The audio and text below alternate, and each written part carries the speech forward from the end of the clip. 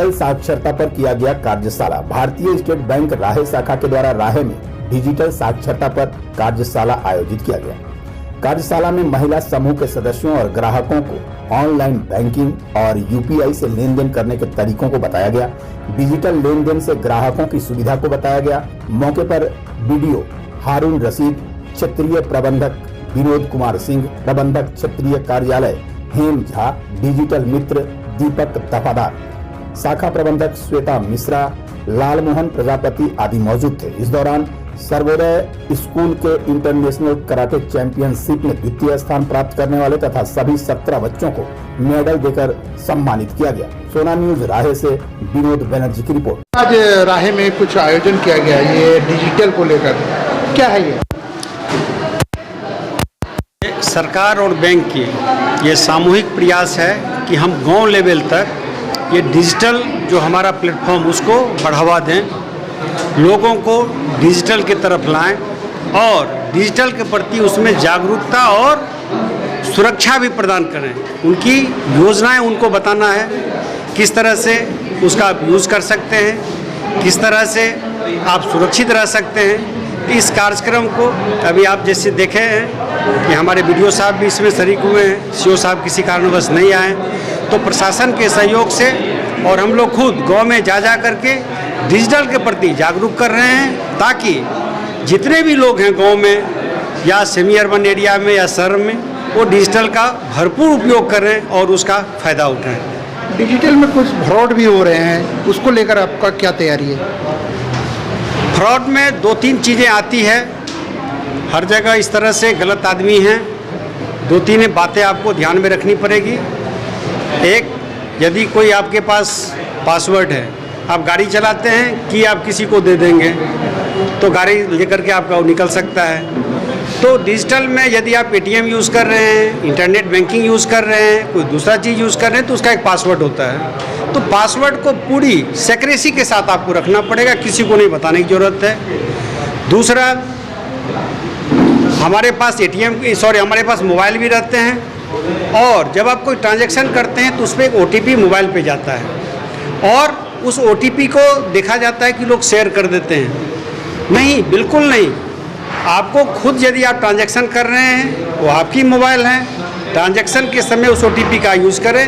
यदि कोई गलत आदमी आपको बोल रहा है, आपका कार्ड हैक करके, आपका नेट हैक करके, आपका ऐप हैक करके, आप उस समय आप उसे सीधे बताएं, वो आपसे OTP मांगे, बिल्कुल आप उसे OTP नहीं दें। और किसी भी तरह की यदि आपको दिक्कतें होने, तुरंत आप शाखा प्रबंधक से संपर्क करें और जब शाखा में आप जाएंगे तो आपको सही बात पता चलेगा कि यहाँ पे किस तरह से क्या बातें हो रही हैं। तो हमें नहीं लगता है कि यदि आप पूर्ण रूप से यदि आप सजग हैं, किसी भी तरह का कोई OTP और पासवर्ड शेयर नहीं कर रहे हैं, तो कहीं कोई फ्रॉड की संभावना नहीं है। क्या नाम है सर और कौन? मेरा नाम विनोद कुमार सिंह, मैं क्षेत्रीय प्रबंधक Ranchi rural state bank.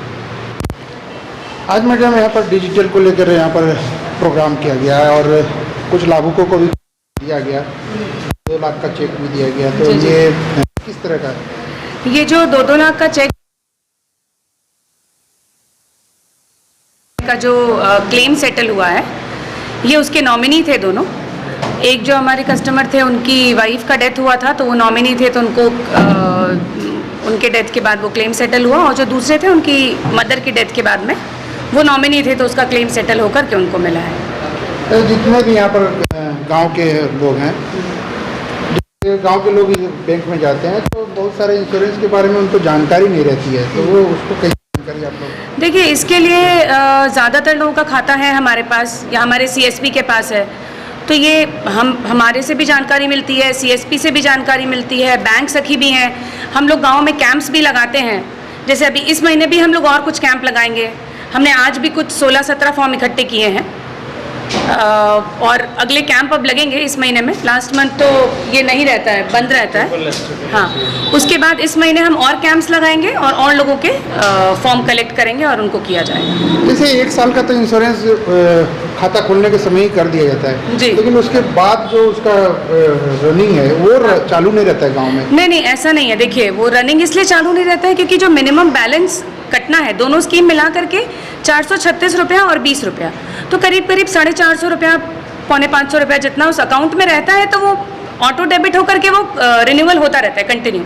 Account में बैलेंस नहीं रहता है तभी वो पॉलिसी रिन्यू नहीं हो पाती है। तो आज कितने का लाभुकों को दिया गया और क्या क्या दिया गया? आज हमने 2 लाभुकों को दिया, SBY और JJBY का क्लेम, और हमने जो हमारे 3 ये सेल्फ हेल्प ग्रुप हैं उनमें 3 लोगों को भी हमने उनका सेकेंड लिंकेज में, अभी क्या है कि स्केल ऑफ फाइनेंस उसमें बढ़ गया है।